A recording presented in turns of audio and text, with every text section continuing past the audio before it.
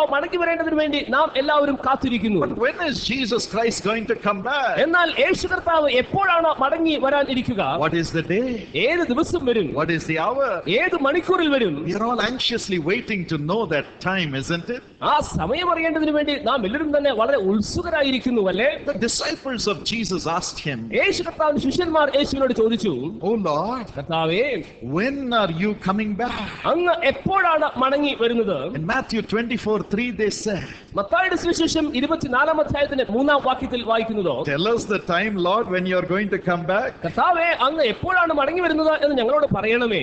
What are the signs that are going to happen when you come back? കർത്താവേ, അങ്ങ് മടങ്ങി വരുമ്പോൾ ഏതൊക്കെ അടയാളങ്ങളാണ് സംഭവിക്കാനിരിക്കുന്നത്? And tell us what is going to happen to the end of the world. ലോക അവസാനത്തിൽ എന്താണ് സംഭവിക്കുന്നത് ഞങ്ങളോട് പറയണമേ. What will happen when the world comes to an end? ലോക അവസാനം സംഭവിക്കുമ്പോൾ എന്തൊക്കെയായിരിക്കും അന്ന് സംഭവിക്കാനിരിക്കുക?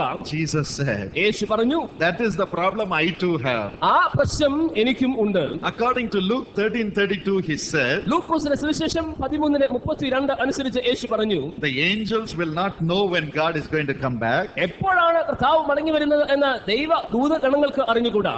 No man will know when Jesus Christ is going to come back. യേശു ക്രിസ്തു എപ്പോഴാണ് മടങ്ങി വരുന്നത് എന്ന ഒരു മനുഷ്യനും അറിയുകയില്ല. Jesus himself does not know when he is going to come back. യേശു എപ്പോഴാണ് മടങ്ങി വരുന്നത് എന്ന് യേശുവിന് പോലും അറിഞ്ഞുകൂടാ. Only the Almighty God knows. സർവശക്തനായ ദൈവത്തിന് മാത്രമേ അറിയാവൂ. Only he knows when Jesus Christ should come back into this world, the second time as the King of Kings and the Lord of Lords. Rajadhi രാജാവായി കർത്താവായ യേശു ക്രിസ്തു ഈ ലോകത്തിലേക്ക് എപ്പോൾ മടങ്ങി വരണമെന്ന് ദൈവത്തിന് മാത്രമേ അറിയാവൂ. But the Almighty God has already marked the time, the hour, and the happenings of the second coming of Jesus. എന്നാൽ യേശു കർത്താവിന്റെ രണ്ടാമത്തെ വരവിന്റെ ദിവസവും നാഴികയും അതിലുള്ള സംഭവങ്ങളൊക്കെയും ദൈവം നിശ്ചയിച്ച് കുറിച്ചിരിക്കുന്നു. Because Hebrews 4:3 says, കാരണം എന്താ? എബ്രായർക്കെഴുതിയ ലേഖനത്തിന്റെ 4-ാം അധ്യായം 3-ാം വാക്യം പറയുന്നു, the works of the Almighty God in this world are already finished according to him.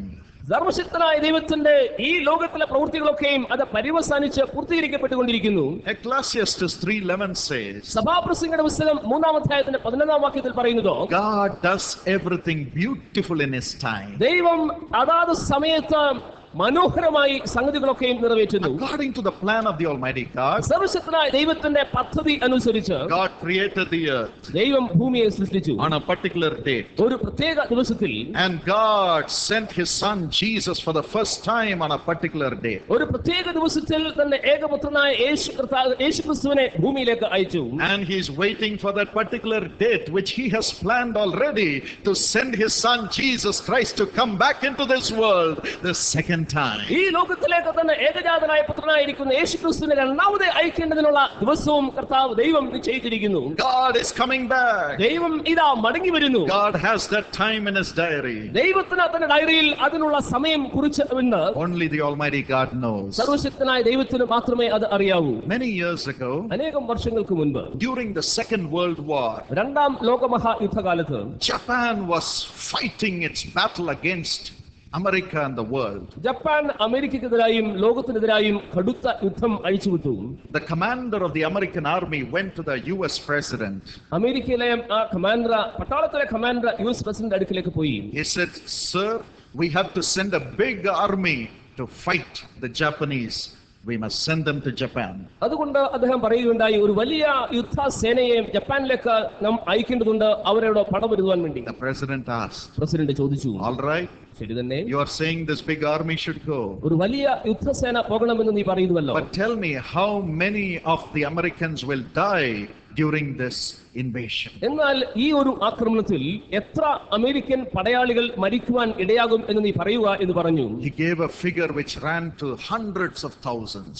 നൂറുകണക്കിന് ആയിരക്കണക്കിന് ഒരു സംഖ്യയായിരുന്നു അദ്ദേഹം പറയുവാൻ The ഇടയായത്. heart of the president sank. അപ്പോൾ പ്രസിഡന്റിന്റെ ഹൃദയത്തിന് ഹേമം He സൃഷ്ടിച്ചു. said, അദ്ദേഹം പറഞ്ഞു, "I will not send the American army, American പടയാളികളെ ഞാൻ അയക്കുകയില്ല, but I will send the little boy to Japan. എന്നാൽ ആ ചെറിയ ബാലനെ, ലിറ്റിൽ ബോയെ ഞാൻ ജപ്പാനിലേക്ക് അയക്കും. I will send the little boy." ഞാൻ ആ ചെറിയ ബാലനെ ജപ്പാനിലേക്ക് അയക്കും. And he marked the time, അദ്ദേഹം ആ സമയം കുറിച്ചു, marked the date, ആ ദിവസം നിശ്ചയിച്ചു. which he and only he knew. അദ്ദേഹത്തിനും മാത്രമേ അറിയാമായിരുന്നുള്ളൂ. And he sent that little boy to Japan. ആ ലിറ്റിൽ ബോയ് ചെറുബാലനെ അദ്ദേഹം ജപ്പാനിലേക്ക് അയച്ചു. What was that little boy? ആ ചെറുബാലൻ ആരായിരുന്നു? Who was he? അവൻ എന്തായിരുന്നു? It was the atom bomb. അത് ആറ്റം ബോംബ് ആയിരുന്നു. The atom bomb was called the little boy. Atom ബോംബിനെയാണ് ലിറ്റിൽ ബോയ് ചെറുബാലൻ എന്ന് വിളിച്ചത്. When it was sent, അത് അയക്കപ്പെട്ടപ്പോൾ it destroyed Nagasaki and Hiroshima. നാഗസാകിയും ഹിരോഷിമയും പരിപൂർണമായി നാമാവിശേഷമായി. And the war stopped. ആ യുദ്ധം അവസാനിച്ചു. In the same way, ഇതുപോലെ തന്നെ God knows the time. ദൈവത്തിന് സമയം അറിയാം. Only He knows the time. ദൈവത്തിന് മാത്രമേ സമയം അറിയാവൂ. He knows the hour. ദൈവത്തിന് ആ മണിക്കൂർ അറിയാം. When Jesus shall come back as the King of Kings into this world a second time. രണ്ടാമതായി യേശു കർത്താവ് രാജാധിരാജാവായി എപ്പോൾ വരണം എന്ന ദൈവത്തിന് അറിയാം.